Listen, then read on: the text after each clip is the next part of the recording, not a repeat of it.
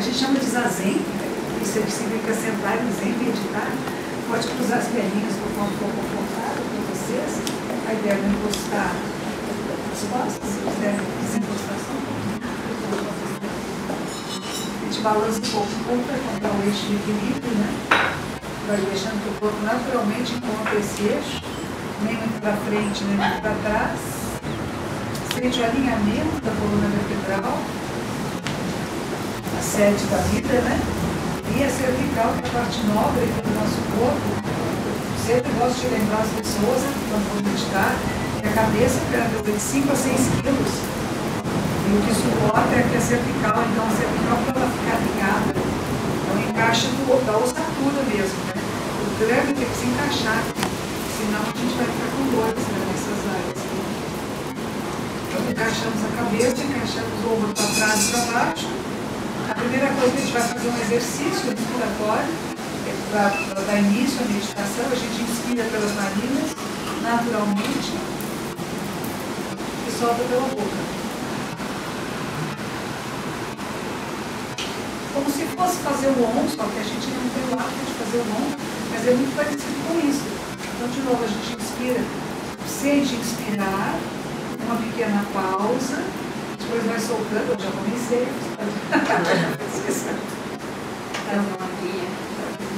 Então, inspira, solta devagar.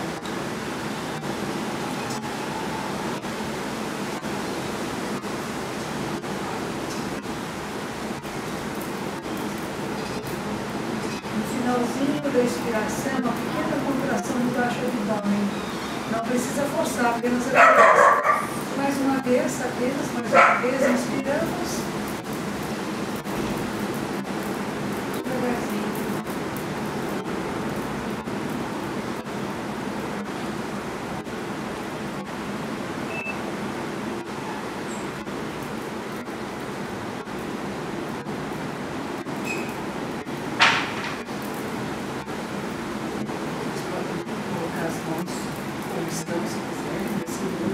Quem não tem costume de fazer nenhum movimento, a gente usa o cosmo, é a mão direita embaixo, a esquerda em cima, e os polegares se tocam bem de levezinho.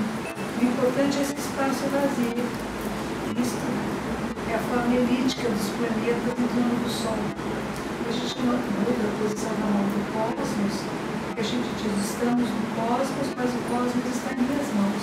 E os dedos mínimos ficam de encontro ao plano. Os olhos podem ficar entreabertos, pousados na sua frente, e a ponta da língua para da boca atrás dos dentes caudais. Não abanda, não precisa pressionar, apenas suavemente. Vamos ficar alguns momentinhos assim, nas olhos baixos.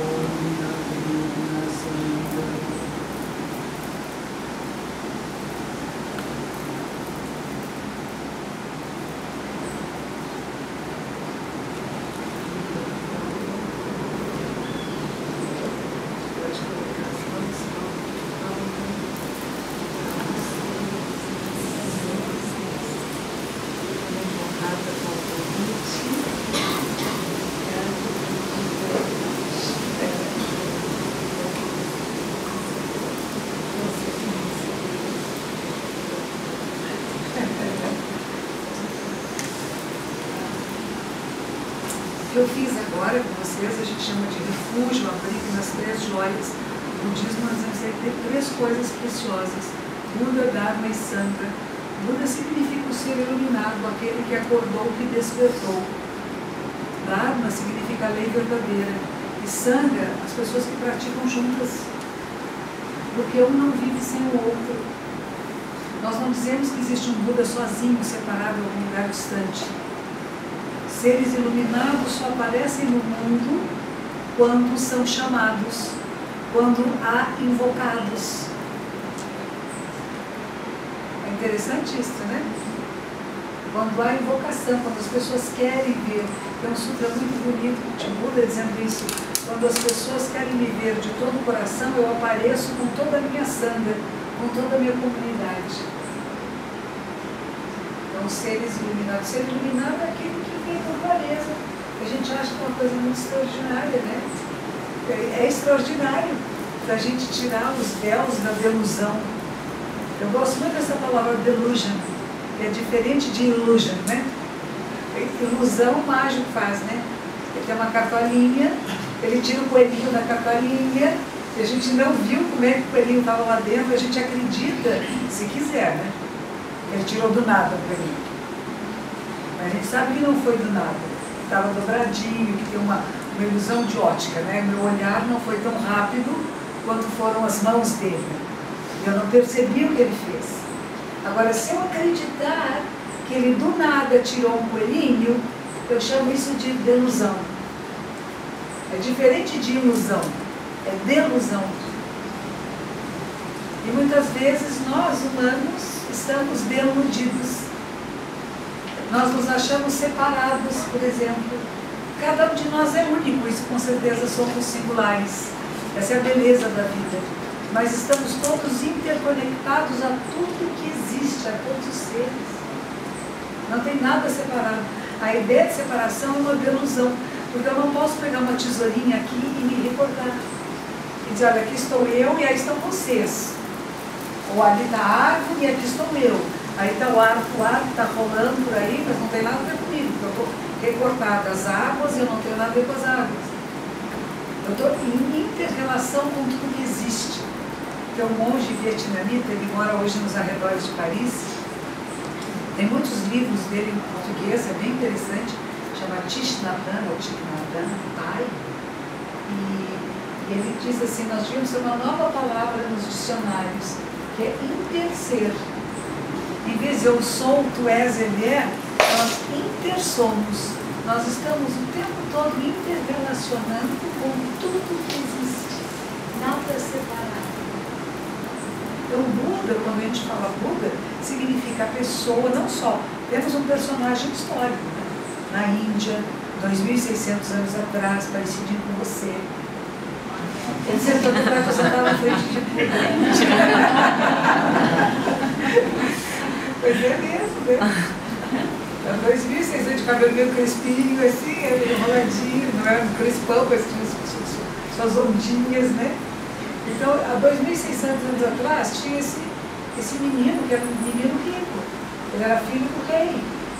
Hoje em dia seria um menino com carro blindado, né? Todo protegido. E este era a cidade da Calcama. E a mãe levou um tempão, ela não engravidava. E ela achou que ela não ia poder ter filhos. E um dia ela teve um sonho. Um elefante branco atocado embaixo da axila. Elefante branco, vocês já viram algum?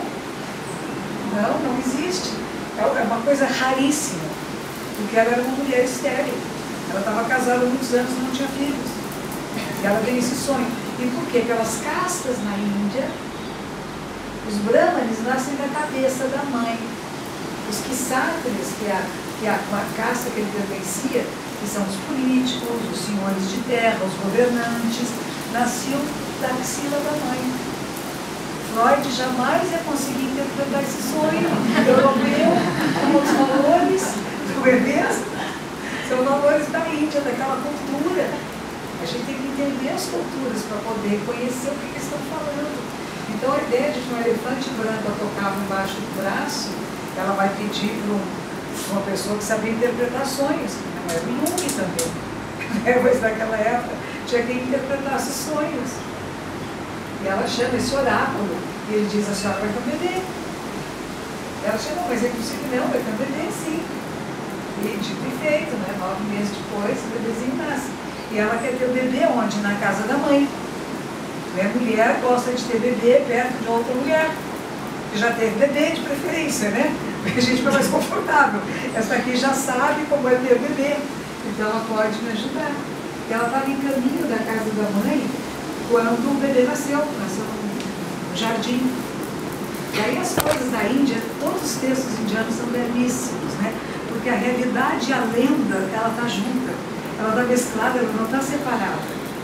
Então o bebê nasce e imediatamente flores desabrocham em todo o jardim. E do céu cai um néctar celestial, uma aguinha doce, não é uma chuva, é um orvalho doce que cai do céu, abençoando o bebezinho que nasceu. E o bebezinho acaba de nascer, ele disse, pode, hein? Saiu andando. Você já viu o bebê nascer e sair andando? Nem eu. Eu nunca vi. Alguém aqui já viu este bebê? Você vê, são os discípulos dele contando a sua história. Os discípulos dizendo, nosso mestre era extraordinário. Ele não era uma pessoa comum. No dia que nasceu, saiu andando. Me deu 7 passinhos para norte, 7 para o sul, 7 para o leste, 7 para o oeste. E aí pôs um dedinho para cima, para baixo, uma mãozinha para cima, para baixo e disse, entre o céu e a terra, sou o único a ser venerado. Pronto, aí ele criou um problema com toda a cultura indiana. Não é verdade? Com muitas deidades, cada um está ligado, né, com Krishna, com Shiva, com Brahma, né, cada um tem a sua deidade. E ele diz assim, eu sou o único, já nasceu criando problema. Em vez de fazer harmonia, criou problema com a situação. Mas também são os alunos dele dizendo. E dizendo o quê? Que o ser iluminado, o ser humano iluminado, o ser humano que tira os véus da delusão, que vê a realidade como ela é, este é o ser que nós devemos venerar. Esse é o Namastê, o sagrado em cada criatura. Senão eu vejo o sagrado numa imagem, mas eu não sou capaz de relacionar com a pessoa sagrada que está próxima de mim. Não é? Tem pessoas que são assim. Eles vão aos templos, às igrejas, aos lugares, vem uma imagem de Buda, uma imagem de Jesus, uma imagem de Maria, né? Ou seja, o simbólico que for daquela tradição, o Alcorão, ou ver o Torá, seja qual for, né? Agora aqui está a coisa sagrada. E vira do outro, trata mal da pessoa, né? Não respeita os direitos do outro, não se sente com o dever de cuidar e ser atencioso com as outras pessoas. Quer dizer, não entendeu nada da religião. Não entendeu nada do ensinamento, né? Põe o livro sagrado, está aqui em cima, e mato os outros, que não concordam comigo. É uma preocupação no ensinamento. A palavra Islã significa paz, é como Shalom. É toda uma cultura baseada em paz. E a gente vê as pessoas usando o nome da religião para fazer violências, que é o oposto do que a religião quer.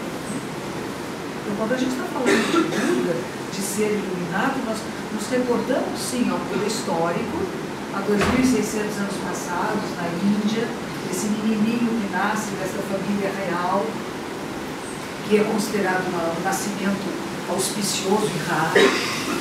Ele vai ser criado com todo mundo. O pai chama imediatamente, de novo, ele vai chamar um oráculo para abençoar o bebê. A gente costuma fazer isso, né? Nasce um bebezinho, a gente quer bênçãos, né? A minha neta teve bebê em casa fazem 5 meses. E quando o bebê estava nascendo, lá estava eu olhando, né? E a parteira, que é a doula, que na verdade era uma enfermeira de origem japonesa, para quem eu havia feito memoriais para os familiares dela. E a minha neta me achou assim. E lá estava lá o bebê nascendo, né? E a cabecinha vem e vai, né? Ela vem e vai. E aí eu olhava para a boca da minha netinha, já começou a ficar roxinha. Né?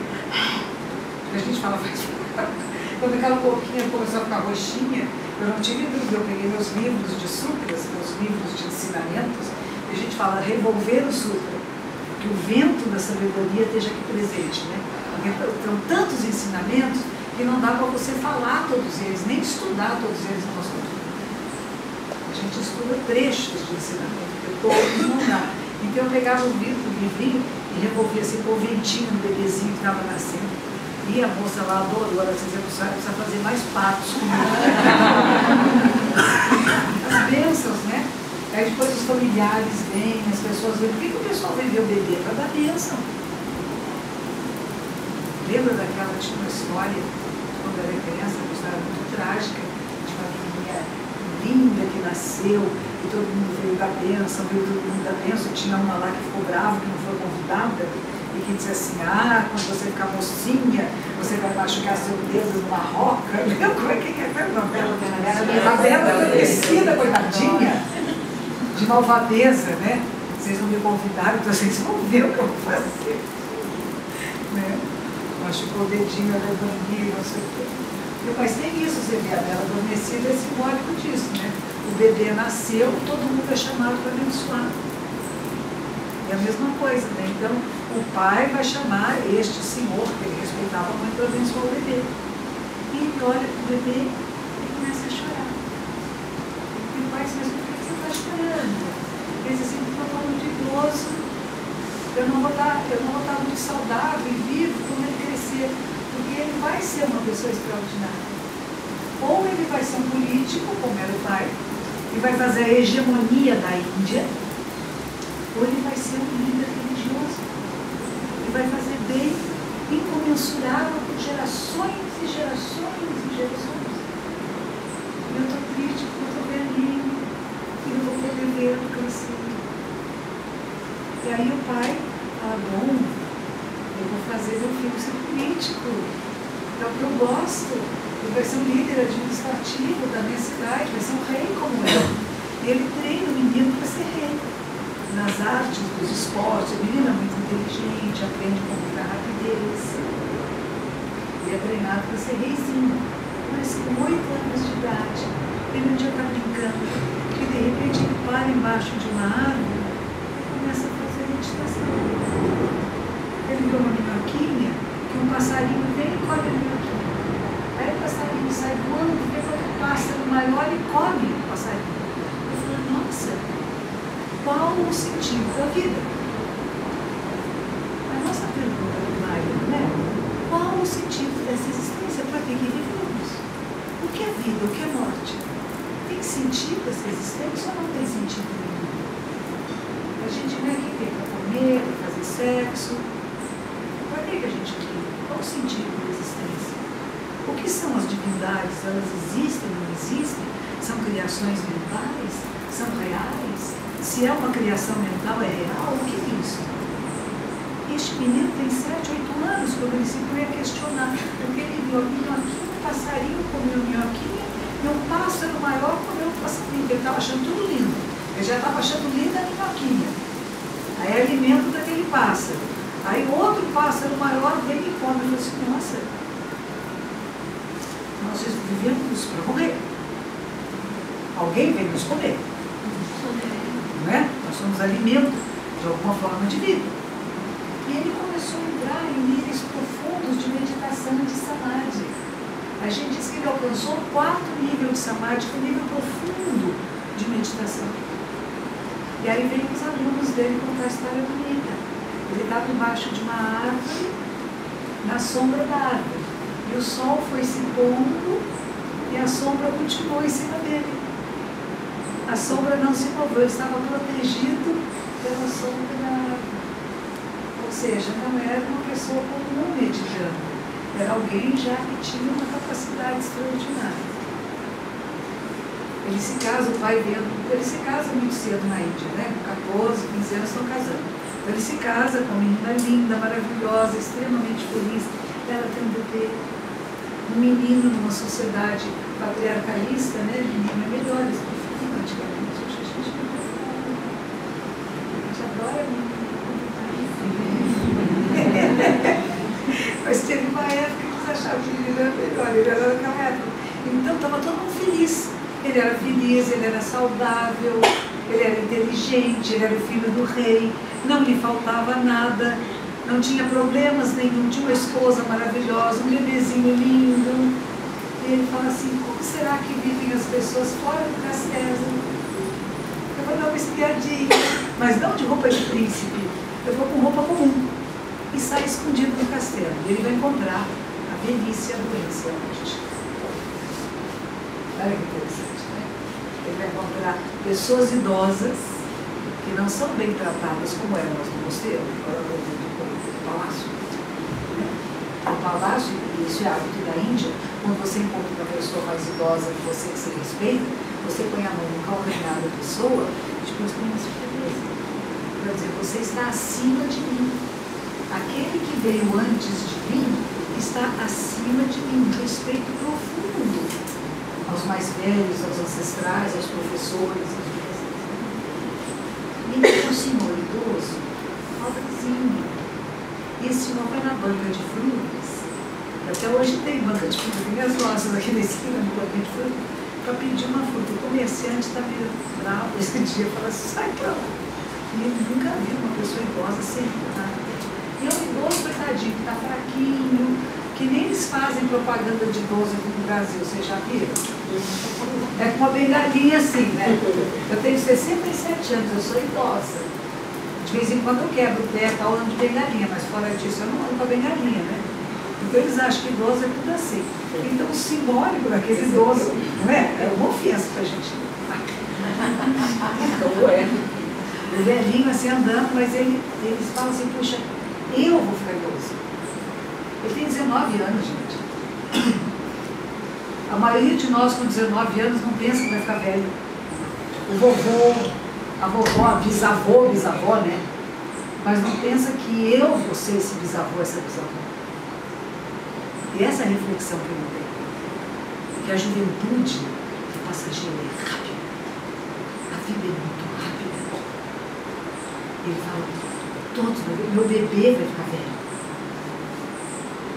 De novo vem a pergunta para ele. Ele teve essa experiência com 8 anos, agora ele está com 19 anos. Que sentido tem a vida? Nosso corpo se desgasta. Para que serve? Ele volta do palácio, tem festas, todo mundo cantando, tomando vinho, né? Ele não acha muita graça na festa essa noite. No dia seguinte ele quer sair de novo. O que mais tem por aí que eu nunca vi, né? Ele vai encontrar uma pessoa muito doente. Hoje em dia nós temos algumas doenças que nos incomodam, porque agora nós temos ebola, né? A grande crise do mundo agora, é o problema do ebola, que pode se espalhar. E como ele está indo matematicamente numa espiral constante, calcula que se não fizer alguma coisa, não for controlável, estaremos todos mortos em 2016. Em 2 anos dizima a população da Terra. É bem grave a coisa, não é? É muita gente. Se não for controlado, mas se não conseguirem controlar, estão controlando. Mas você imagina na Índia de 2.600 anos atrás, o tipo de doenças que existiam. Eu fui não muitos anos, acho que 5 anos atrás, a hanseníase. Nossa, você encontra a pessoa sem dedinho, né, com os dedinhos amarrados, sem nariz. Aqui, para nós, já está controlada. O ano que eu nasci, 1947, encontrou-se um remédio que para com a hanseníase, que controla a hanseníase, né? Naquela época não tinha. Então você imagina, esse menino sai e vai encontrar várias doenças. Mas o que é a percepção dele? Não é apenas eu tenho pena do doente, é dizer, a saúde não é permanente. Qualquer um de nós pode ter qualquer doença. Tem algumas genéticas, outras adquiridas. É da nossa condição humana, a saúde não é permanente. E de novo eles questionam qual o significado da vida.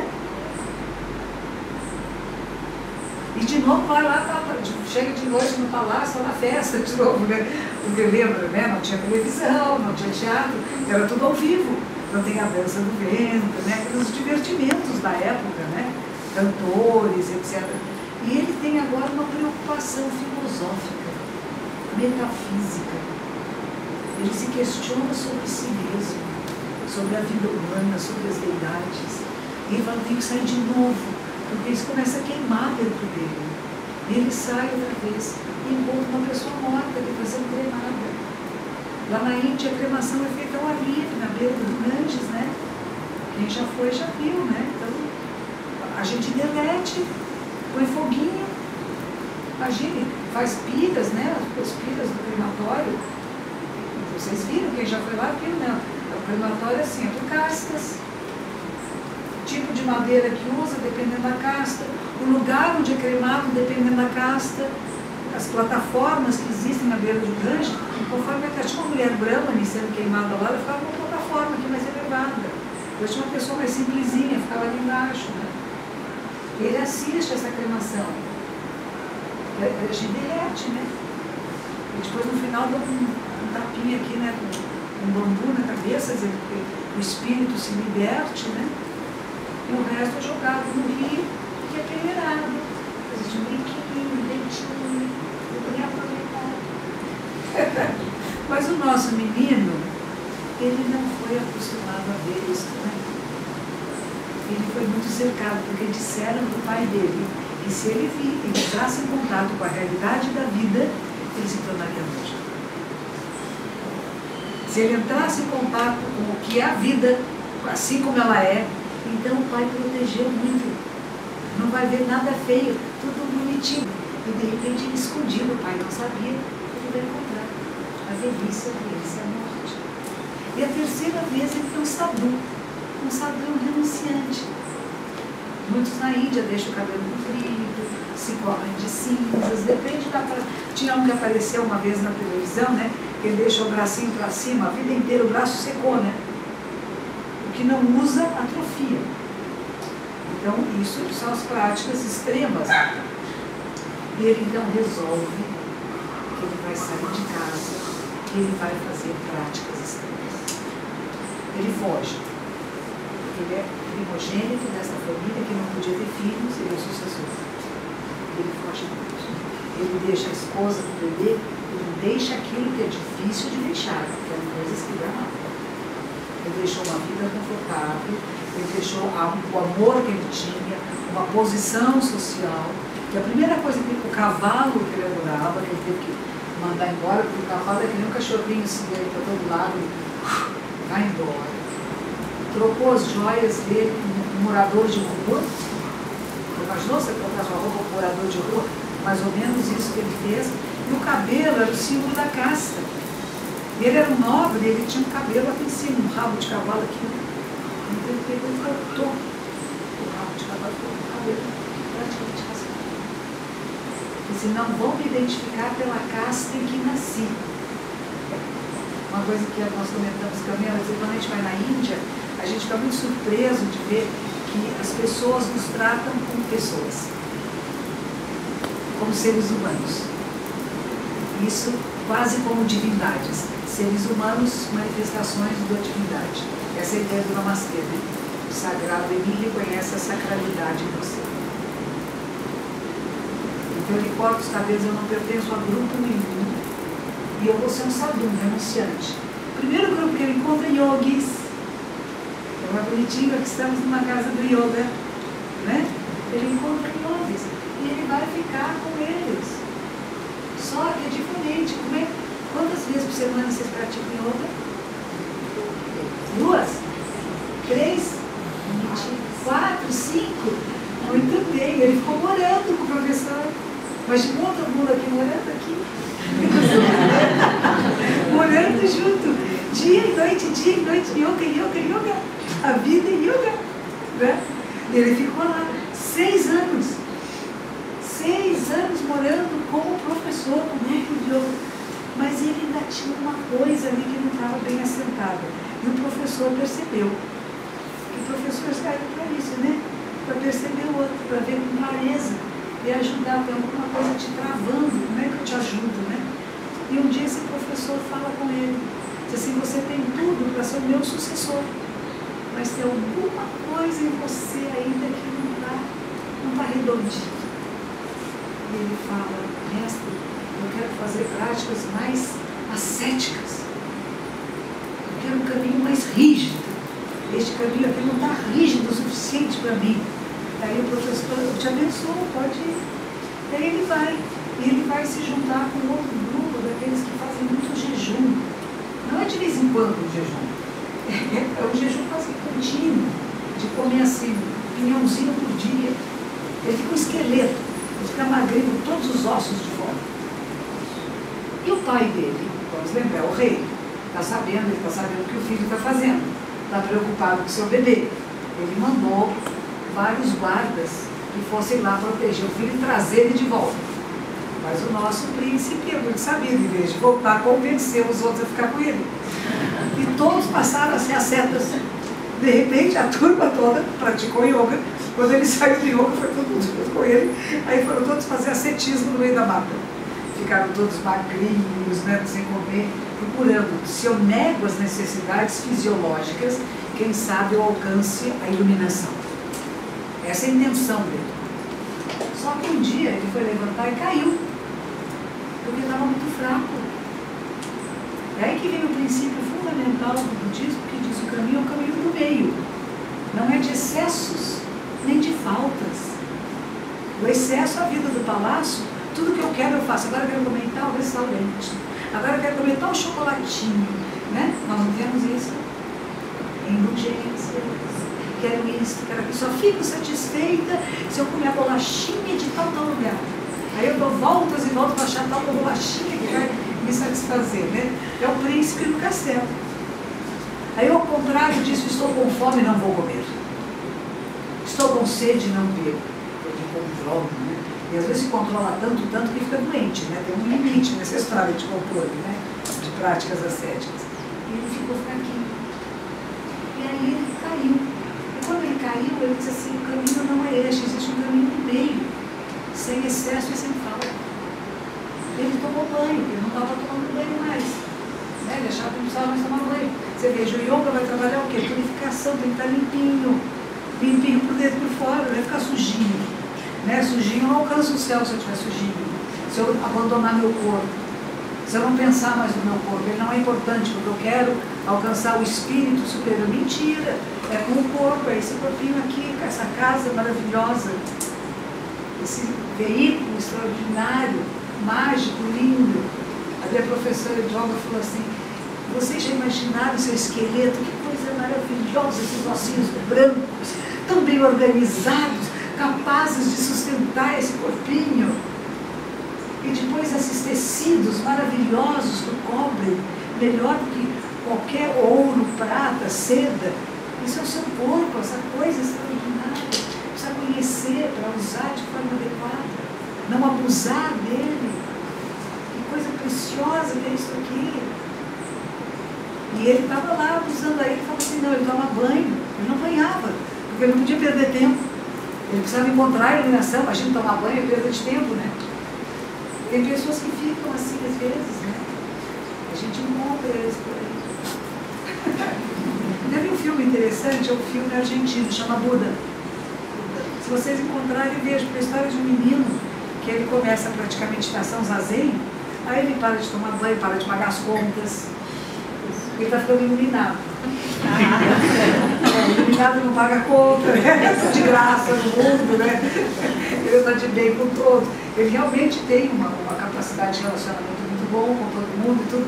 Mas aí quando o professor encontra com ele, o professor diz assim: vai trabalhar. Ele diz assim: mas como? Eu, o iluminado aqui, que já tenho poderes maravilhosos, você quer morar comigo? Vai trabalhar, pagar a conta no fim do mês, aluguel. É bem bonito o filme, é bem interessante. Então nós temos ele nesse processo, né? Ele toma banho e se senta em zazen, que é o que nós fizemos aqui no começo. Za quer dizer sentar, e zen é meditação, é tirando. Aí eu faço umas pequenas pontes, eu conheço um pouco do yoga, mas eu faço umas pequenas pontezinhas.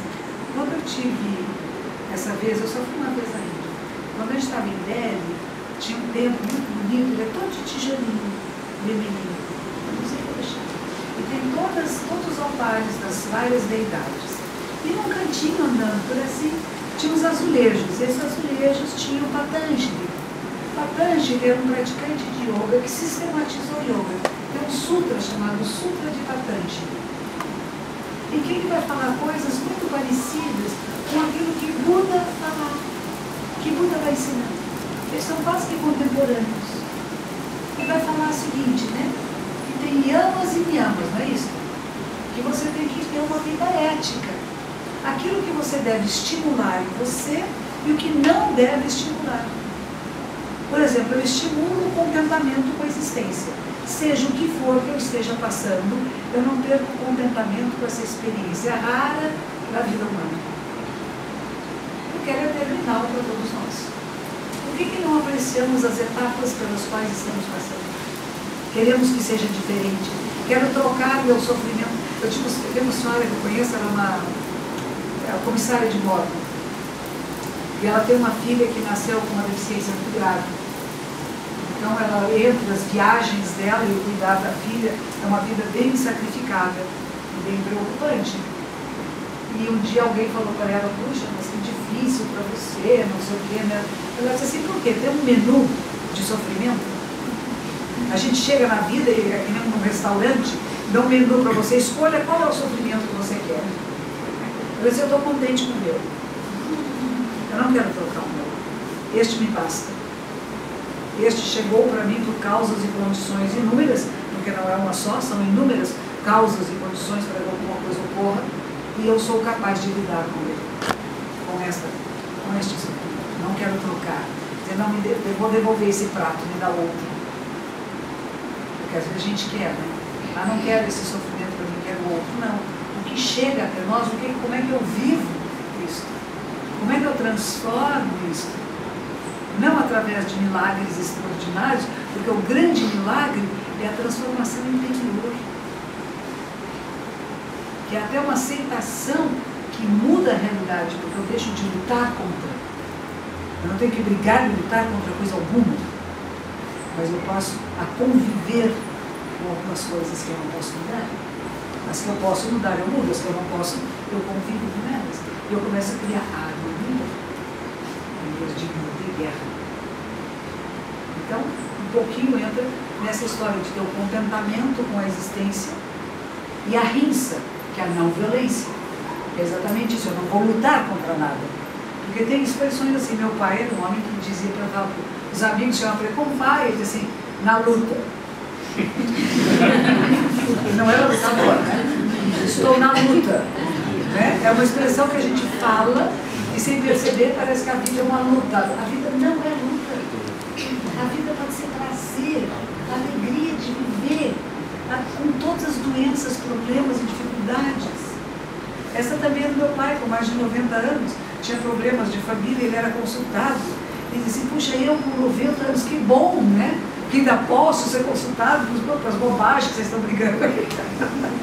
Que agora eu já vejo com outros olhos, né? Mas vocês ainda estão nesse mundinho pequeno, brigando por isso, por aquilo, e bonitinhas, né? As três filhas da luz. O olhar da sabedoria, né? Que vai crescendo em nós, né? Outra coisa muito interessante é isso, quando a morte vai chegando perto, a vida fica cada vez mais linda. Por que ela não é linda o tempo todo? A morte está sempre aqui, gente. Não tem nada a ver com doença. Cada minuto de vida não é mais e menos. Olha que legal. E Buda ainda dizia assim, quem não se alegra de se livrar desta coisa chamada porco? Até isso ele fala. Quando a morte chega, ai que delícia, eu vou livrar do porco. Nenhum de nós pensa assim, pensa. Tem alguém pensando, já quero me livrar do porco. A gente gosta do corpinho, né? É gostosinho. Mas aí tem coisas semelhantes. Buda vai falar, não é exatamente como os yamas e niyamas, mas é muito próximo. Ele vai falar que a primeira coisa tem que ser uma vida ética. A ética no sentido, fala assim, não fazer o mal, legal, entendemos, né? Fazer o bem, e fazer o bem para o maior número de seres, inclui toda a natureza, não é só ser humano. Como é que eu faço bem para todos os seres? Olha que coisa difícil, complicada. É um voto quase impossível. Mas a gente faz esse voto. A gente gosta de voto impossível. Então a gente procura se aproximar dessa impossibilidade, né? De observar. A gente fala, tem que se observar profundo, observar de longo alcance. Porque eu posso achar que a harmonia é a melhor coisa que eu posso fazer é tirar esse pedacinho daqui. Mas talvez não seja. Se olhar em longo alcance, eu estou tirando a oportunidade de alguém vir aqui e ganhar méritos incomensuráveis de fazer isso. E eu estou me atropelando para fazer. Então é um olhar que é maior do que aquela coisa imediata. De fazer o bem, não fazer o mal. Às vezes a gente acha que não está fazendo mal, está fazendo uma coisa horrível. E a gente voltou com aquela cara de boazinha, de bonzinho. Eu digo para os meus alunos, eu falo assim, eu detesto gente boazinha. Eu gosto de gente boa. Mas boazinha não dá. Porque boazinha, bonzinho, põe uma máscara em cima da cabeça, né? Fica um monstro. Porque não é verdadeiro, não está saindo do coração. Eu preciso ser boazinha. Eu vou suportar aquela pessoa, sabe? Faz aquela cara de quem está suportando, tolerando. No encontro interreligioso, a palavra tolerar não é mais usada. Não é ter tolerância. Intolerância ao glúten. A gente tem intolerância ao glúten, né? Não, você agora vai ter tolerância ao glúten. Come e fica bem doente. Não é isso. É diferente a gente compreender pessoas de tradições diferentes, respeitá-las. Não preciso me tornar da outra tradição, mas compreender que existem. Então, esse caminho do encontro com o sagrado, existem inúmeras vias, e elas são boas, desde que não sejam deturpadas. Inclusive, quem não crê em coisa alguma, os ateus, são muito bem-vindos a uma vida ética. Não é a crença numa deidade ou a crença na lei da causa e efeito que faz uma pessoa boa. Essas palavras não são minhas, são sua santidade, desse impacto da manhã. Ou seja, nós temos que educar uma nova ética, a ética do novo milênio, onde todos são acolhidos, os que creem e os que nada creem. Porque não é porque não creem coisa alguma que não presta. Tem muito bandido na cadeia, é muito crente, profundamente crentes. Eles estão lá, matando, assassinando, estuprando, uma crença em Deus. Eu que diz assim, não fui eu que matei, eu não tenho esse poder, eu só enfiei a faca, quem matou foi Deus. Porque eu creio em Deus. Então não é isso, não é crer em Deus dessa maneira que faz alguma diferença no mundo, né? E a gente faz isso. Você chega a pessoa, você acredita em Deus? E a pessoa diz, não. Ai, uma pessoa má, né? Por quê? Primeira pergunta que você faz, o que você chama de Deus?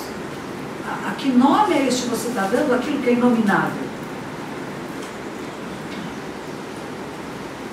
Porque Buda ele vai falar que o universo são causas e condições. E eu perguntar para ele, qual é a causa primeira? Ele não falou nada. Aí todo mundo começa a interpretar o nada dele, cada um do seu jeito, né? Cada um interpreta do jeito que quer. Mas ele não disse. Ele não disse não existe, nem disse existe.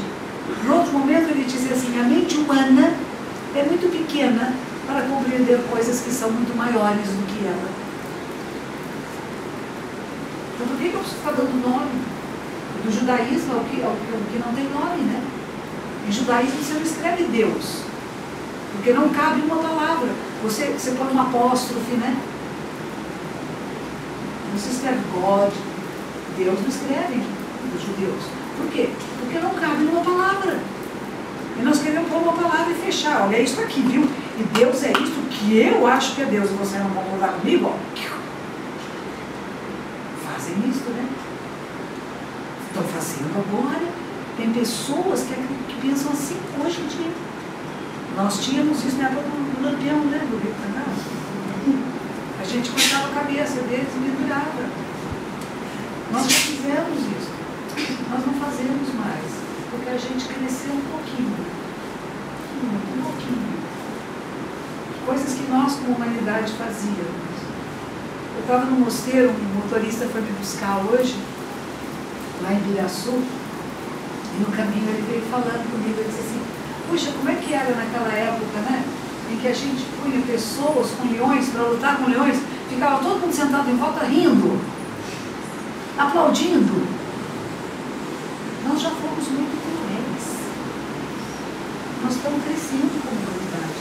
Isso é a rinça, é a não violência. A gente está começando a pôr isso mais em prática na vida. Isso é o que eu vou falar, de fazer o mal, fazer o bem, e fazer o bem a muitos seres. Porque há pessoas que acham que estão fazendo bem. Quando a gente teve o Holocausto, eles achavam que estavam fazendo bem. O Hitler, ele não achava que ele era um homem mau, ele achava que ele era um homem bom. Ele ia acabar com tudo que não era bom no mundo, né? Só os bons iam sobreviver. Vamos escolher os eleitos, os povos eleitos. É um horrorista. Eu vou selecionar. Não pode você pensar nisso em profundidade, né? Quando eu estive em Machu Picchu, eu rezei muito lá. Porque aqueles altares eram os altares de sacrifícios humanos, gente. Não é bonitinho, não. É uma cultura linda, mas espera aí, a coisa lá era pesada, a barra era muito pesada. E imolavam crianças perfeitas. Eu não acho isso bom. Com a luz da lua, que bonito, olha que pedra linda. A luz da lua vinha aqui bater direitinho para a gente poder matar melhor o menininho, com uma preparação na cabecinha. Porque eu tinha que oferecer isso para a deidade. Nós achávamos que os deuses pediam isso. Nós não achamos mais isso. Nós não oferecemos nossos filhos. Nem bichinhos. Né? Não oferecia o carneirinho, vamos queimar o carneirinho para a deidade ficar mansa. Não está chovendo lá em São Paulo, né? Vou matar uma pessoa para ver se chove. Para nós isso é risível, porque é absurdo. Mas nós, humanidade primitiva, lá no passado, fizemos isso. E aí a gente começa a trabalhar na violência. A gente vai ter um rei na Índia que era muito amigo do Buda, que gostava muito dele, era amiguinho dele. Eles gostavam de sair para caçar viadinho. Ele proibiu a caça do viado. Ele falou assim, nossa, viado é um bicho tão bonitinho, tão mansinho, tão bonitinho, né? Por que vai botar os viadinhos? Ninguém mais come viado aqui, parou, pronto. Porque sensibilizou o coração. Não é uma ordem assim, não, o coração sensibilizou de ver que aquele bichinho está vivo. Aqui no Brasil, antigamente, quando vieram os primeiros missionários, índio não tinha aula. Índio não era gente. Hoje é um absurdo, né? Mas naquela época eles acreditavam. Então nós, como humanidade, neste caminho, estamos crescendo, estamos nos desenvolvendo. E esses homens, estes seres iluminados na Índia, de 2.600 anos atrás, já tinham percebido isso. Eles já estavam vivendo isso há 2.600 anos. Nós estamos começando a chegar lá agora. Eles já viviam essa realidade. Aprecie a sua vida. Sinta o contentamento. Buda dizia assim, a pessoa que é contente, ela está feliz mesmo no chãozinho duro. Olha, nós estamos sentando no chãozinho bonito aqui. O infeliz está num palácio celestial, almofadas de veludo, de seda, e está infeliz. O importante é conhecer o contentamento com a existência. Se não só reclama, resmunga. Onde tiver, está resmungando. Isso é um diabinho que a gente chama, né? Pegar aqui, espírito faminto. Nada é suficiente, está tudo ruim, está faltando, não é bom. E às vezes você está num lugar que você não percebe que é bom, num lugar que você está reclamando.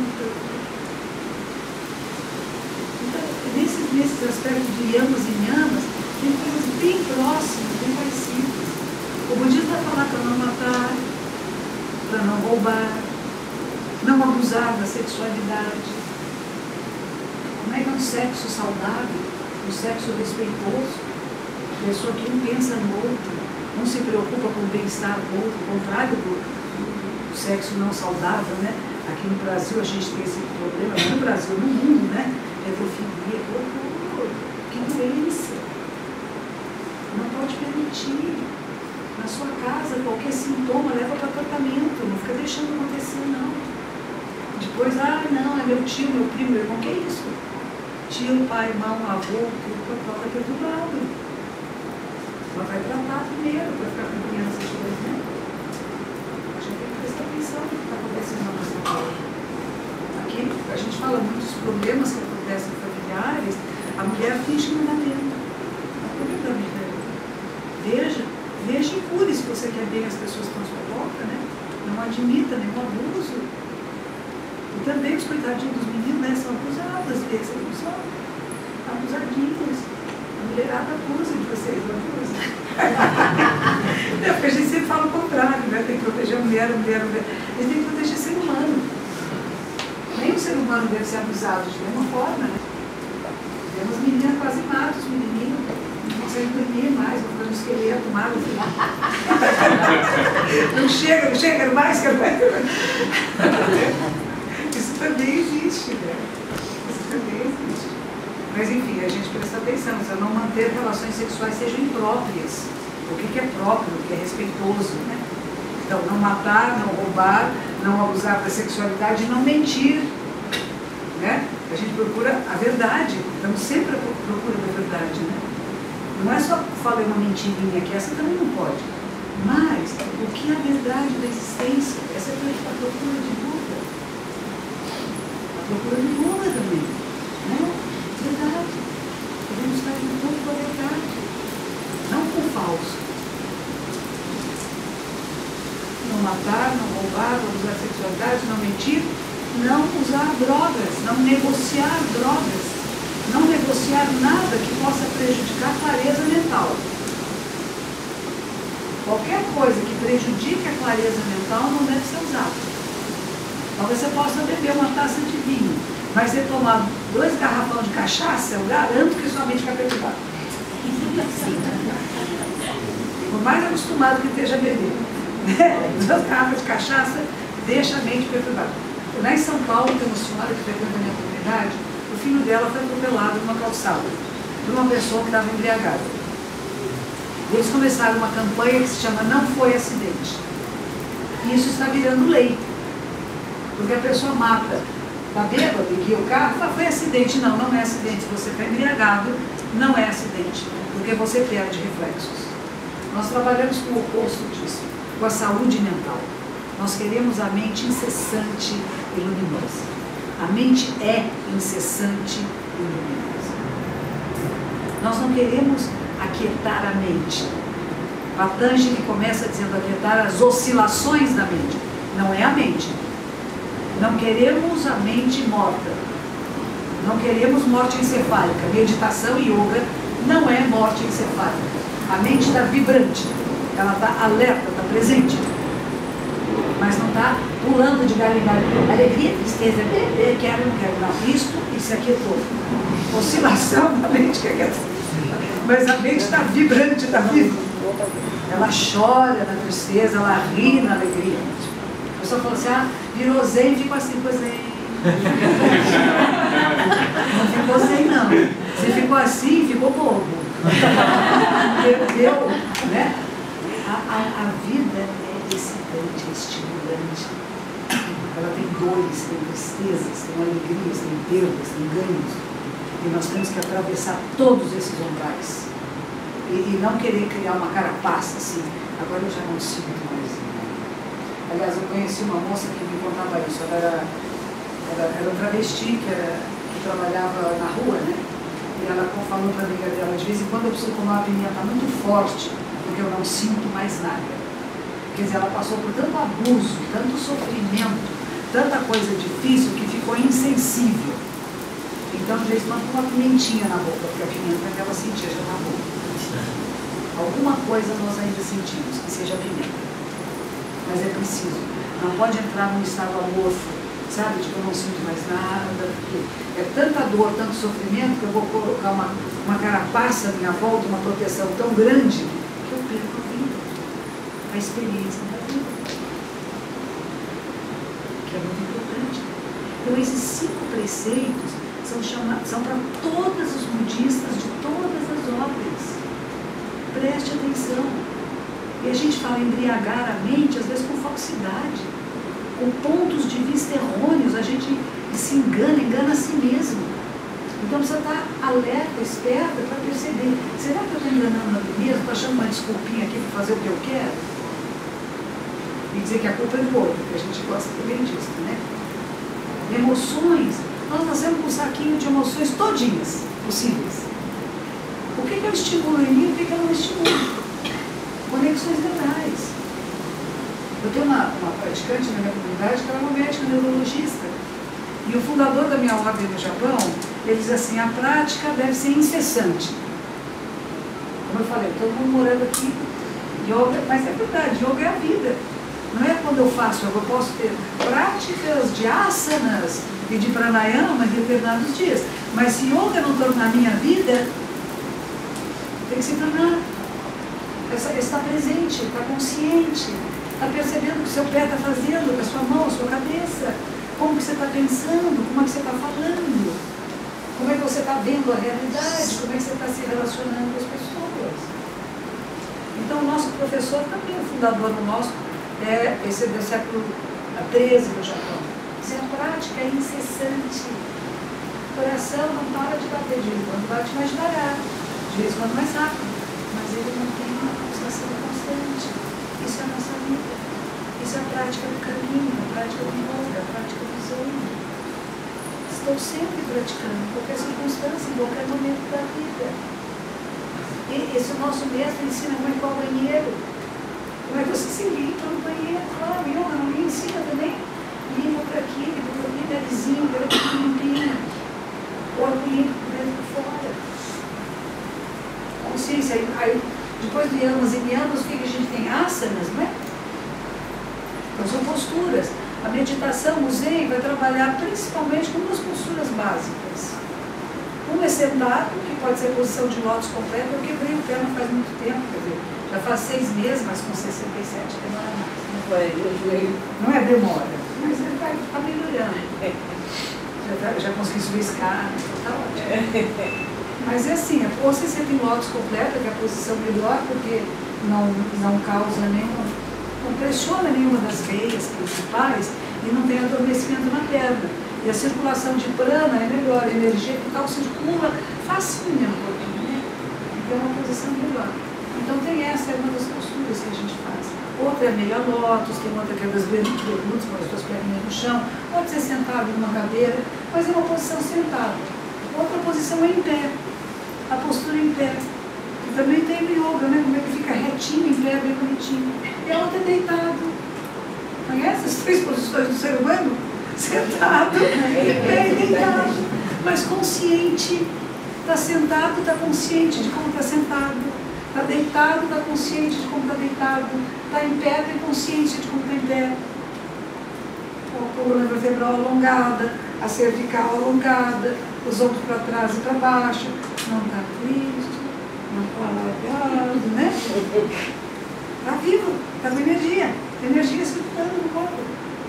Esse é o princípio disso. Nós não temos todos os asanas que o yoga tem, mas temos esses 3 principais. Manter uma postura. Eu tenho um amigo em São Paulo, um professor de yoga, o professor Marcos hoje, e eu faço alguns eventos com ele, e um deles eu lembro ele falando, eu falei, nossa, que joia. Ele disse assim, postura não é pose. Né? Pose a gente faz para fotografia. Postura não é pose. E não é posição. Posição é uma coisa, postura é outra. Ela tem dentro e fora. Ela não é uma coisa só para ver, né? A postura é outra coisa. E é isso que a gente trabalha no Zen. Você tem que ter uma postura Zen que é de meditar. Vamos chegar lá, né? Temos asanas, depois temos pranayama, né? Que é a respiração, o prana, você trabalha a respiração. Quando a gente faz meditação, a nossa respiração, ela vai ficando muito sutil. Às vezes dá até medo, você fala, nossa, eu parei de respirar, será? Será que vou morrer? Não respiro mais? É a sutileza da respiração. No começo, como tudo na vida, no começo a gente vai aprender a tocar piano assim, do, ré, mi, fá, sol. Aí você fala, nossa, o dom pode ter tantas nuances. Respirar pode ser de tantas maneiras. A sutileza do corpo. Eu vou aprender primeiro a perceber o músculo, aí eu vou perceber outras coisas, que coisas sutis que tem aqui dentro, tanto tubinho, com tanto líquido correndo para cima e para baixo. Que coisa extraordinária. A percepção vai se refinando cada vez mais. Para alimento também é assim, né? A gente vai ficando mais refinado no que come, porque está mais sensível. Quando nós fazemos retiros, lá no Japão, aqui também a gente faz, às vezes, retiro de uma semana, você consegue perceber a diferença da água na qual foi cozido o arroz. Se no primeiro primeiro dia você não percebe, no sétimo você percebe mesmo. Se a comida é requentada, não é requentada, os sentidos estão abertos. Isso é a beleza da vida. A gente tem essa coisa extraordinária que é esse corpo que cheira, que vê, que ouve, que sente sabores, que tem o tato, que a gente não usa direito. Essa apreciação. Não é indulgência só querer coisas gostosas, não. Quando é uma coisa dura que dói, machuca, nossa, ai, espetou. Mosquitinho, às vezes está meditando, o mosquitinho vem e morde. A gente sente o mosquitinho mordendo, a gente não espanta o mosquito. Agora com a dengue a gente está mais preocupado, né? Mas em princípio não é para espantar o mosquito mesmo. É sentir, olha lá, olha o mosquito enfiando aquela coisinha dele e está furando a minha pele. Ela entrou, ela pegou, está chupando meu sangue. Olha, ele está ficando vermelhinho. E não se mexer. A ideia é essa. Controle de si mesmo, né? Pratyahara, abstenção dos sentidos. Depois vem dharana, concentração. Concentração a gente treina. Sabe como é que a gente treina concentração? Quem nunca meditou, a gente fala assim, conte as suas respirações, mas conte cada expiração. Contar significa pensar um número, tornar-se um número. Não é só contar 1, 2, 3, isso não serve para nada. Então agora você vai pensar no número 1. Inspirou, expirou 1. Você tem que somar o número 1. Pode ser um pauzinho, pode ser um bichinho, pode ser um gatinho, pode ser um dedinho, uma bola, um copo d'água, 1. Aí vem de novo, inspira, expira 2. 2 patinhos na lagoa. Eu não conseguia chegar no 3. A minha cabeça era tão animadinha que eu me perdi. Ai, volta para o 1. Treino de paciência, perseverança, esforço correto, isso faz parte, não faz? Eu preciso fazer um esforço. A minha mente está acostumada a ser estimulada a televisão, filmes, pessoas, falas, encontros, desencontros, emoções, quanta coisa, né?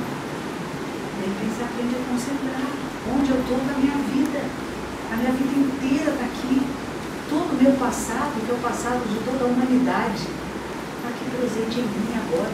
E o futuro também está aqui em mim. Como é que eu aprecio esse presente? Esse instante, que eu ainda posso respirar? Porque vai chegar um dia que eu não vou poder mais. Eu cesso de respirar. Não fala quando morre. Foi a última expiração, expirou e não inspirou mais. E a gente ainda está podendo inspirar, está gostoso, né? Eu posso inspirar, está gostoso, né? A gente apreciar isso, esse momento presente. Isso não significa, de novo, que cortou o passado com o futuro, né? Não vira aquela coisa carpe diem, né? Vou fazer o que eu quero, como eu quero, vou morrer mesmo, vou aproveitar a vida agora. Não é isso. Porque a gente percebe outra coisa. Então não tem uma tela, que está tudo interligado, interconectado. Aquilo que eu faço agora, nesse momento presente, ele cria causas e condições para o que vai acontecer depois. Então eu sou muito sutil e delicada. Porque eu sei que eu estou mexendo na teia da vida. E que não é só da minha vida, mas da vida de todos os seres. Então eu vou andar com mais cuidado. Quando eu era jovem, eu fui morar na Inglaterra e comprei guarda-costas. Eu andava e tinha um amigo meu que dizia assim, parece um elefante andando, eu era magrinha. Eu era bem magrinha, pesava 52 quilos. Eu andava e parecia um elefante. Eu achava bonito, eu estou chegando. Era assim, pá, pá. Eu era muito, eu mesma, né? Que horror. Agora eu aqui metida, né? Eu precisava que as pessoas me vissem, eu batia o pé no chão, para me vissem como era independente, livre, tinha ido sozinha pela terra, olha aqui, né? Aí você fala, não, contrário. Agora eu trabalho contrário, como é que eu ando, ninguém ouça os passos. Como é que eu passo pela vida sem deixar marcas? Eu não quero deixar marca nenhuma. Quanto menos marca, deixar melhor. Né? Não quero escrever meu nome na árvore, não quero estátua nenhuma, ai que horror. Mas que esses ensinamentos que são bons, que eu quero me tornar um veículo de ensinamentos benéficos, para que outras pessoas possam praticá-los e levar isso adiante para as gerações futuras. para que nós, humanidade, fiquemos cada vez melhores, menos violentos, mais compreensivos, mais amorosos, mais acolhedores, mais apreciando a vida nas suas várias fases, várias etapas.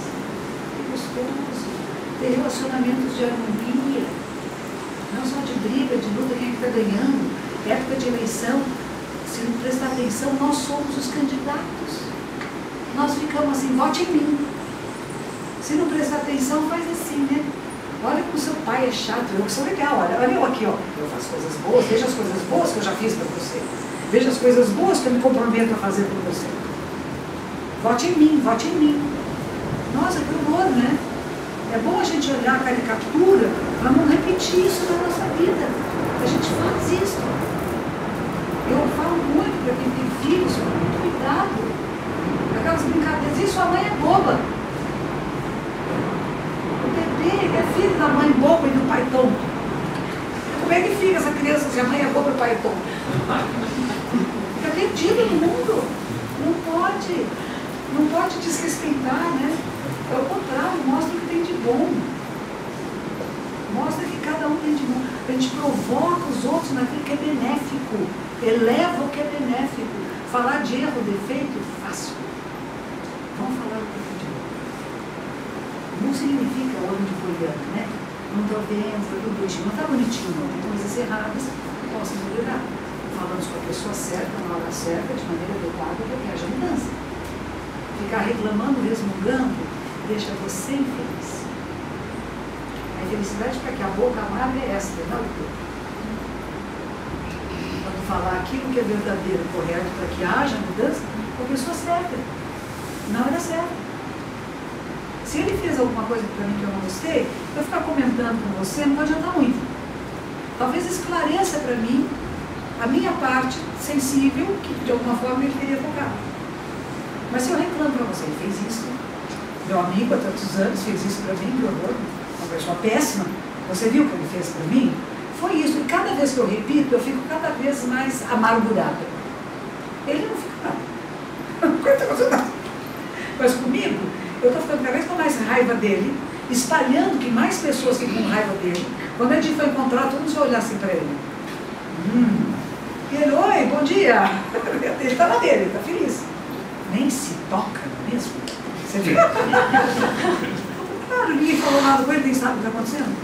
E a gente aqui com raiva, né? Cultivando a raiva, a boca cheia de fel. Aí vai lá e fala, oi, você sabe aquele dia que você fez? Puxa, você falou, puxa, eu fiz. Nossa, nem percebi. Ah, não era para mim. Eu achei que era comigo, ele tinha feito de raiva, de propósito. Não foi, eu não tinha notado. Pronto, acabou a briga. A gente não chega a falar com a pessoa certa, na hora certa. Ele fica cultivando nossa raiva. Uma das coisas que eu cuida sempre dizer, não é pessoa. Não é para você, pessoa. A pessoa às vezes está passando por crises, dificuldades, problemas que são dela, da sua vida. Tem uma senhora desse retiro que ela disse assim para mim. Uma hora a gente foi tirar fotografia e disseram que eram só os meus alunos de São Paulo. Ela não é de São Paulo, eu falei, não, você não acredita. Ela ficou no passado da história. Na manhã seguinte ela disse para mim, no dia que eu me casei, a minha mãe disse assim, você sai dessa porta e só entra aqui como visita. Você só pode voltar para esta casa como visita. Não é mais filha dessa casa. E ela falou assim, minha mãe levou 6 meses para me visitar na minha casa nova. Ela me odiava. E a senhora fez comigo a mesma coisa. Eu não fiz não, eu juro que eu fiz. Não é? Ela tem uma memória que é dela. De uma experiência traumática dela, onde ela foi parada. Né? Se a mãe gosta ou não gosta, isso já faz muito tempo. A mulher está com mais de 60 anos. E está reclamando se a mãe gosta ou não gosta. Como é que a gente se liberta disso, gente? Não pode ficar carregando a menininha de 20 anos nas costas com 60. Sei lá, minha mãe tinha os problemas dela. Eram coisas dela, daquela pessoa. Por isso que é importante a gente olhar pai e mãe de vez em quando como esse ser humano, essa pessoa. Porque não é pai e mãe que é todo poderoso, né? Como a infância é todo poderoso, é Deus, né? Mas depois você fala, não, é um ser humano que sofre, que teve experiências na sua vida, que trata as pessoas de certa maneira a partir daquilo que aprendeu. Tive um encontro em São Paulo com um neurocientista e ele disse assim: eu não quero desapontar vocês, professores e pais, mas 95% do que as pessoas são não dá para mudar, mas dá para ser. 95% é genético ou aprendizado de vida, experiência. Experiência intrauterina, experiência depois que nasceu, de escolas, de amigos, de parentes, de relacionamentos, vai nos forjando uma maneira de ser no mundo, mas tem 5%. E é nesses 5% que parece tão pouco que faz a diferença. Nós temos 5% de livre-arbítrio, não é 95%, é 5%. Então temos que preservar esses 5% e usá-los muito bem. Não desperdiçar. Muitas coisas eu não posso mudar. Eu não posso mudar meu nariz, eu posso fazer plástica, mas eu sei que ele é assim. Então tem certas coisas que eu posso falar: que bom que o meu nariz respira. Ele não é bonitinho que nem o dela, lá, pequenininho, irritadinho, o nariz meio torto, grandão. Ele era menor antes, sabe? Cresceu. Ele era mais bonitinho, quando era mocinho, já era bonitinha. Mas então, eu tenho que conviver com o meu nariz. Imagina eu olhar para o espelho e dizer: que nariz feio, como você é feia, vamos fazer plástica no nariz. Aí faz a plástica, ficou pior ainda, continua odiando o meu nariz. Não pode, né? Eu convivo com o meu nariz, são coisas, por exemplo, que eu não posso mudar. Eu convivo com algumas coisas minhas, eu convivo comigo. Às vezes eu quero me deixar em casa, eu não consigo. Eu falo: eu vou fazer uma aula, uma prática no Instituto de Yoga. Monja, fica aqui no hotel descansando. A monja não fica lá, vem comigo junto. Você consegue se separar de você? Então não é gostar, né? É melhor a gente gostar da gente, porque a gente não consegue se livrar da gente. Onde a gente vai junto. Vai junto. Fica melhor gostar desse personagem esquisito, esdrúxulo, que teve várias experiências horrorosas e maravilhosas e que fazem a gente responder ao mundo de certa forma. Agora, é legal isso. Eu começo a perceber que tem certas maneiras que eu respondo ao mundo e que não dão um resultado bom. Aí, se eu percebo isso, eu começo a corrigir. Eu falo: eu tenho que mudar isso. É fácil? Não é. E aí entra outro aspecto que é importante: o esforço. E tem gente que faz esforço na direção errada, né? Quer ir para o sul, põe o carro virado para o norte, ou então corre para o norte. Eu quero ir para o sul, aí começa a correr para o nordeste. E nunca chega no Rio Grande do Sul, né? Faz um esforço, corre muito, sabe? Se treina bastante para ir para o sul, mas não para o norte, assim. A gente fala: não, o esforço tem que ter na direção certa. Para onde você quer ir? Que neurônios você quer estimular? E as sinapses neurais, elas acontecem com estímulos. Na hora que o estímulo para, a sinapse para, gente. Ela não continua. Não é porque um dia você teve uma experiência iluminada, legal, que ela vai ficar ligada o tempo todo. Não vai, não. Ela desliga, desconecta. Agora, se você estimular constantemente, você mantém o canal aberto. A gente fala que as nossas práticas é que nem se fosse subir numa mata. A mata está fechada. Você vai lá com um facãozinho, uma coisa, e abre a mata e fez um trecho. Né? Fez uma trilhazinha. Você nunca mais passou, quer dizer, não precisa ser nunca mais, 3, 4 dias ela fecha. Agora você passou de novo. E você passou de novo. E outras pessoas vieram passar. E nós vamos fazendo isso, vai ficando uma estradinha. Depois a estradinha fica um caminho bonito. Depois vira até uma autoestrada. Quer dizer, fica fácil. Você aprende, você constrói sinapses neurais, conexões neurais. Conexões neurais de começar a criar uma cultura de paz. Uma cultura de respeito à vida, de apreciação à sua vida. Esse corpo que você tem, os relacionamentos que você tem, a sua sensibilidade, apreciar isso. Não, eu tenho que mudar, eu tenho que mudar, eu tenho que mudar. Não, a mudança é eu me acolher. Porque na hora que eu me acolho do jeito que eu sou, eu já estou mudando. Esse outro monge ele fala coisas tão bonitas, ele diz assim: por exemplo, a gente tem um sótão em casa, a gente põe tudo aquilo que não usa, por exemplo. Ou em cima, ou embaixo, é um lugar que a gente esconde as coisas que não está usando, né? Fica lá guardadinho. Então, na sala de visitas importantes, a gente limpa na sala, limpa, deixa bonitinho, a gente quer que deixa tudo lá para receber uma visita. Aí você está recebendo essa visita e de repente lá do sótão vem a raiva. Ela estava guardada, escondida, ela é feia, escondida para você. Ela veio para criar confusão, para criar atrito. Você deixou ela escondida, ela viu, mas ela é mentira, ela viu. Tudo como apareceu na sala. Aparecer na sala, o que você vai fazer? Você vai lidar com a raiva? A coisa vai piorar. Então isso já é o seguinte, dá bolinha pra cá. Diz minha raivinha, vem cá. É minha. Não é o outro. O outro provocou a raiva que é minha.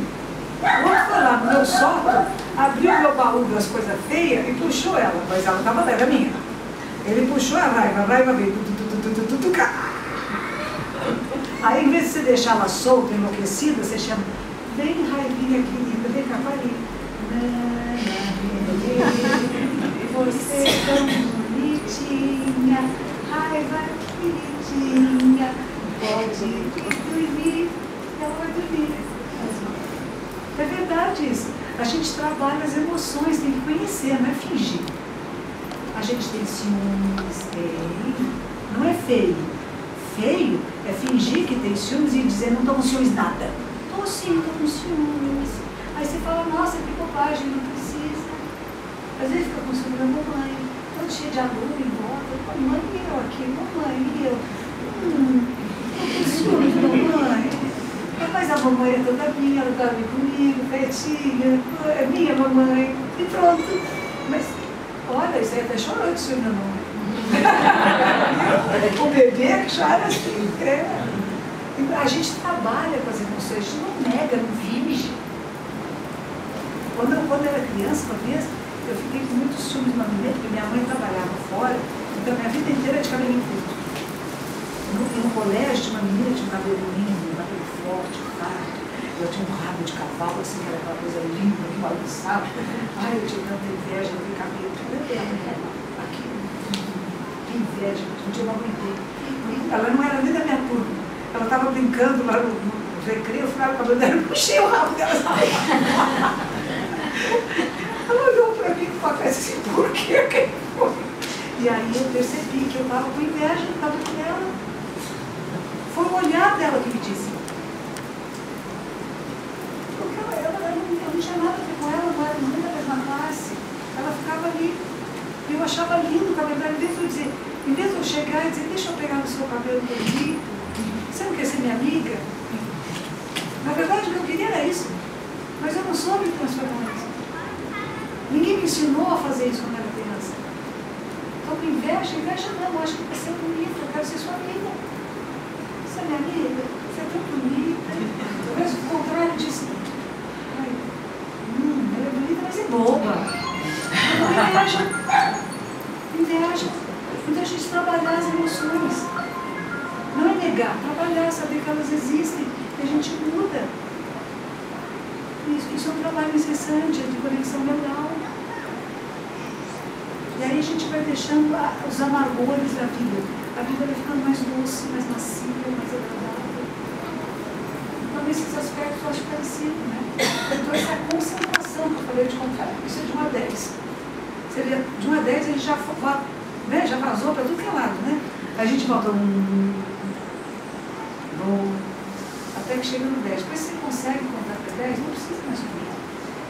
Você já aprendeu a concentrar. Então, já está em estado de concentração. De concentração, porque Dharana, a gente vai precisar para onde? Para Dhyana. Sabe o que quer dizer Dhyana em japonês? Zen. Dhyana, Chana, pelos sons chineses, criaram um caractere chamado Chan. Um caractere, eles criaram um kanji para isso, Chan. Eles escreveram assim, Chan. Esse caractere os japoneses chamam de Zen. Meditação, é o Dhyana do Yoga, de Patanjali. Você tem uma vida ética, você tem postura, você tem pranayama, abstenção dos sentidos, você tem concentração, você entra em Dhyana, que é meditação. Mas na meditação te leva aonde? Para Samadhi. Sabe o que está escrito nas nossas salas de meditação? Samadhi, o rei dos samadhis. O que a gente faz, monge quando medita, praticante quando faz meditação zen? A gente quer chegar em samadhi. Samadhi, sabe o que significa?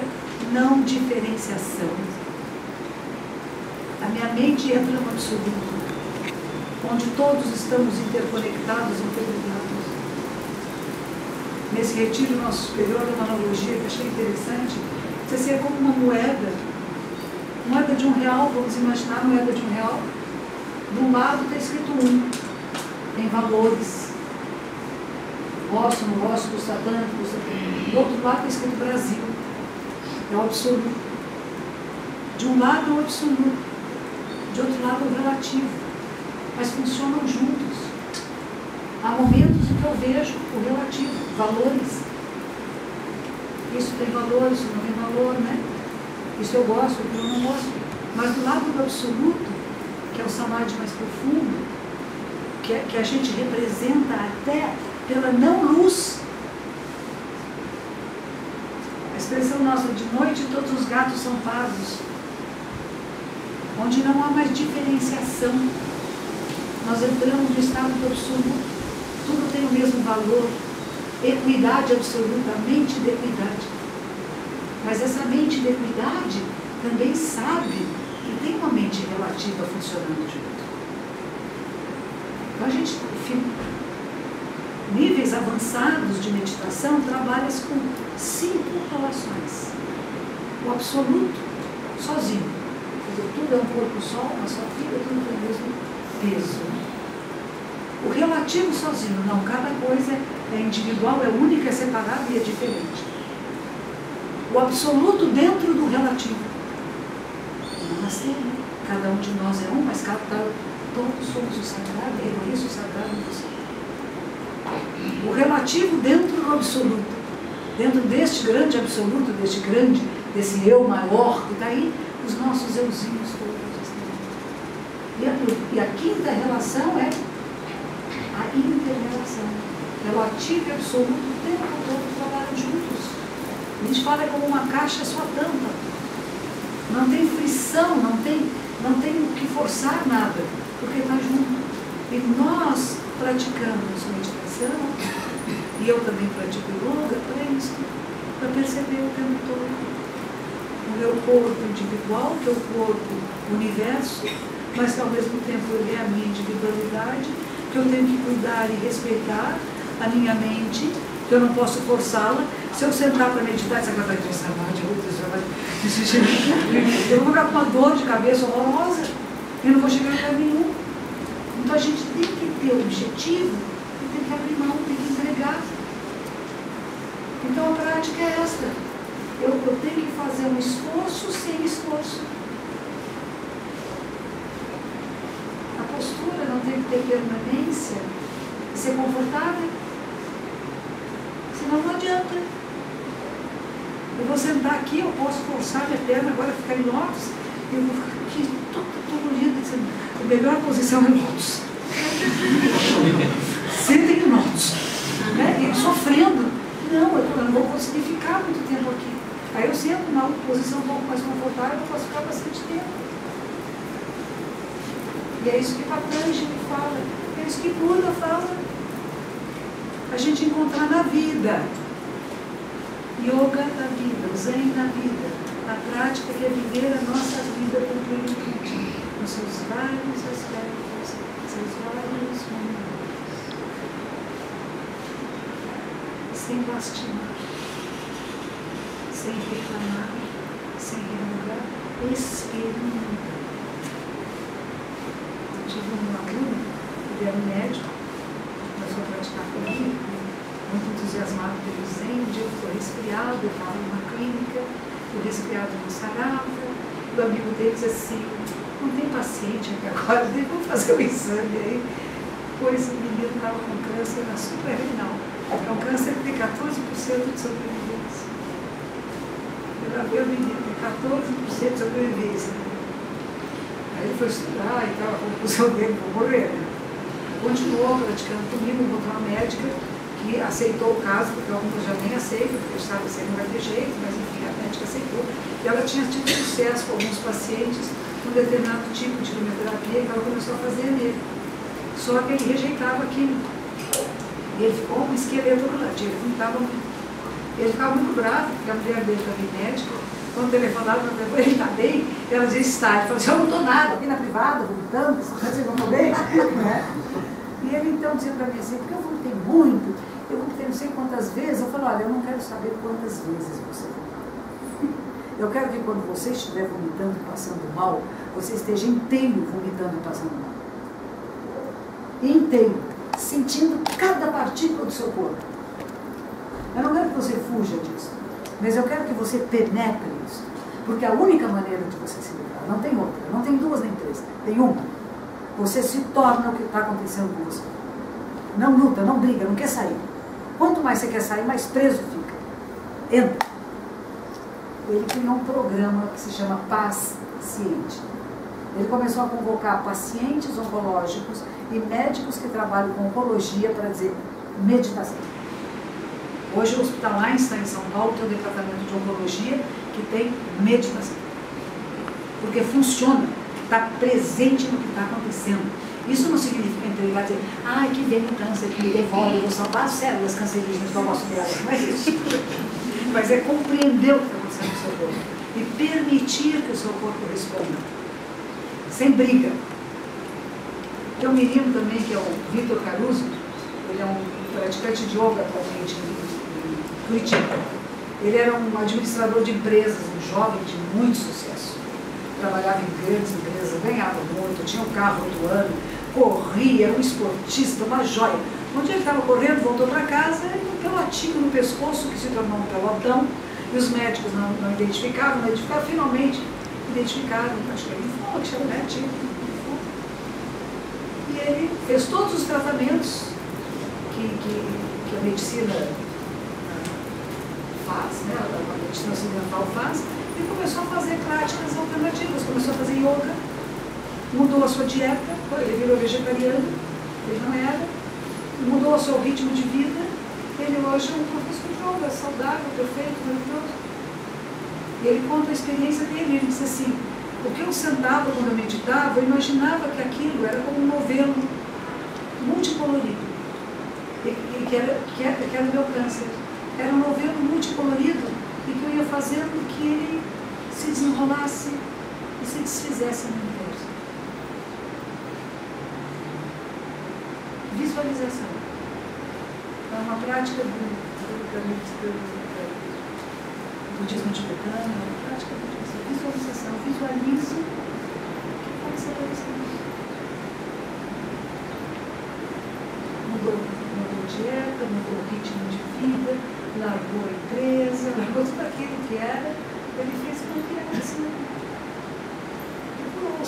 Tem alguns que se curam, outros que não se curam, cada um é cada um. Mas existem alguns caminhos interessantes que a gente está descobrindo. Pratica o yoga em São Paulo, o SUS. O SUS de São Paulo tem aula de yoga, porque sabe que melhora a saúde, previne doenças e ajuda quem está doente a melhorar. Ajuda o processo da cura, né? A gente está falando de coisas que estão mexendo com a vida, com a nossa vida, que é preciosa, que é sagrada. Ela é breve, por isso, por ser tão breve. Mas ela não é eterna. A vida em si é, mas a nossa de cada um, isso é o absoluto, né? A vida é eterna. Nasce um, morre outro, nasce um, morre outro, não para não. Mas a nossa, essa daqui perece, o saquinho de pé. Mas enquanto estamos nessa condição, o que a gente pode fazer? Não só eu quero ser feliz, quero ser... Não, o bem é maior do que eu. Porque isso é da nossa natureza. Quando a gente faz o bem para as outras pessoas, a gente fica mais feliz do que quando a gente faz para a gente mesmo. Então eu desenvolvi isso um pouquinho. Eu poderia compartilhar com vocês hoje. Existem alguns paralelos possíveis entre Patanjali e o yoga de Patanjali e o Zen budismo de Shakyamuni. outro aspecto, o livro também fala de outros aspectos de prática, que também são bem parecidos com os 8 aspectos do Patanjali. Eu sumarizei um pouquinho os 8 aspectos do Buda, né? Mas o princípio é isso, né? Nós temos que ter ética, meditação e samadhi, que é a sabedoria. Sabedoria para lidar com a realidade assim como ela é. E quanto menos expectativas eu tenho, mais fácil é. Quanto mais expectativas eu ponho, é como se eu pusesse obstáculos no caminho. Mas eu apenas vou fazendo sem expectativa, eu abro minhas mãos e elas se enchem de tudo que existe. Eu pego uma só coisa e eu fico aprisionado. Então o trabalho é este. Tem um propósito, tem uma direção, tem uma prática, tudo bem. Agradeço. Os méritos de nossa prática se estendam a todos os seres e que possamos nos tornar o caminho. Namastê.